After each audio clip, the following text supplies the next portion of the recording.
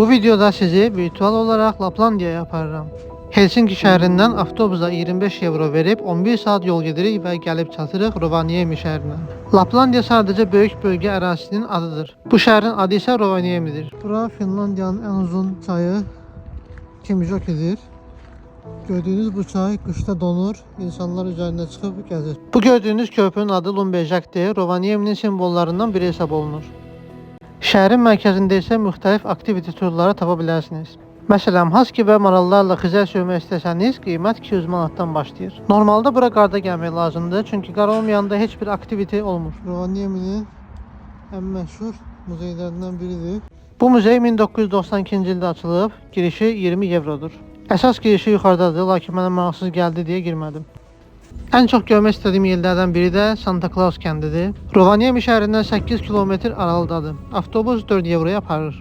Qarsız Santa Claus kəndini təsəvvür etmirdinizsə, buyurun, bu da Qarsız Santa Claus kəndi. Bura ilin hər fəslində açıqdır.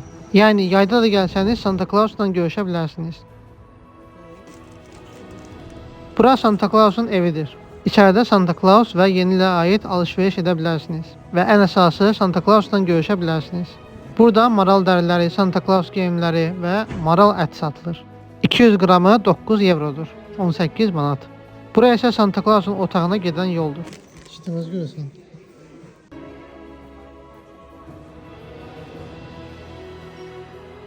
Dünyadan gələn bütün məktublar bu ofisə gəlir. Burada isə çoxlu hədiyyə qutuları var, lakin heç birinə fikir verməyin, çünki hamısı boşdur. Amma Santa Clausun otağına gedən yol çox xoşuma gəldi, sanki nağıllar aləmindəsən.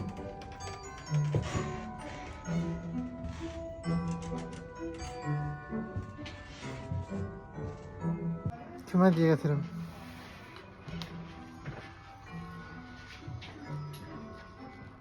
Elə bil ki, Amazon şirkətidir. Bütün korobkalar, bütün mallar hamısı yığılıb bir tərəfdə. Santa Clausla görüş və söhbət etmək tamamilə pulsuzdur, lakin şəkil çəkdirmək 30 eurodan başlayır. Şəkili onsuz da çəkirlər, lakin istəməsəniz götürmürsünüz, problem deyil. Santa Clausun saqqalı həqiqi deyildi. Yalancı. İçəri girdim, Santa Clausla görüşdüm. Şəkil video çəkməyə icazə vermədi.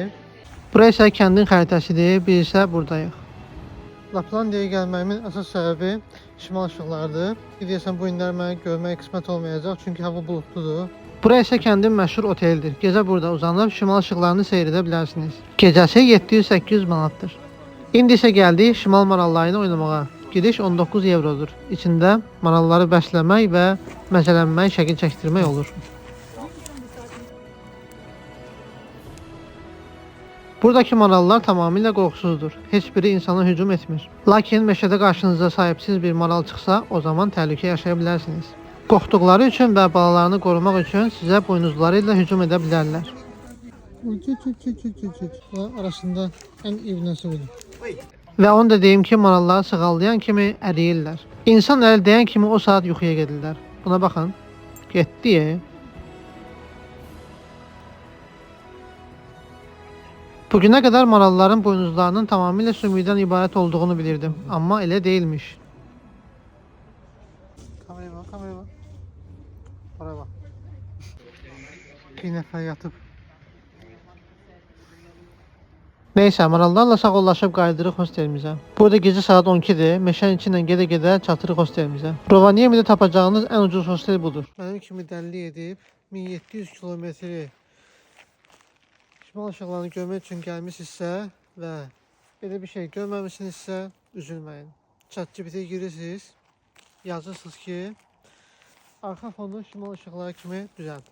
Təbii ki, sentyabrda şimal işıqlarını görmək şansımız azdır. Ona görə yanvarda gəlin. Səhər açılan kimi yol üçün alış-veriş edirik, çünki bu gün Estoniyaya, yəni Tallinn şəhərinə gedəcəyik. Bu da bizim Laplandiya səyahətimiz idi. Növbəti ölkə vloqlar üçün səhifəmizi izləməyi unutmayın. Sağ ol. Saxta Santa Claus.